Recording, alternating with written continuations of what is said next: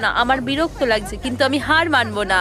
আপনারা সবাই জানেন যে এখন কোন জিনিসের সময়। আমাদের সার্কেলটাকে ছোট করতে হবে, ব্যাস এইটুকুনি। পেন্ট করো, বুম। এবার আমি নড়তে পারবো। যদি সবাই এইভাবে বাইরে আসতে থাকে তাহলে সার্কেল আরো ছোট হবে। অর্ধেক হয়ে গেছে।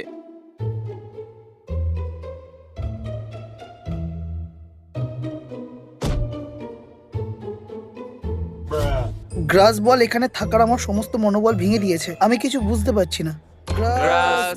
আমাদের ব্রেন সেলস কমে যাচ্ছে, আমার 10 কমে গেল। আমরা ষষ্ঠ দিনের শুরুটাও সার্কেলটাকে ছোট করার মধ্য দিয়ে করেছি। ওরা চাইছিল যে আমি আরো ছোট করি, কিন্তু আমি ওরকমটা করিনি, কারণ আমি নোলানকে ইনচার্জ করে অনেক বড় ভুল করেছি। যদি কেউ সাহস করে ঘাসে বসার চেষ্টা করে তাহলে সে আউট।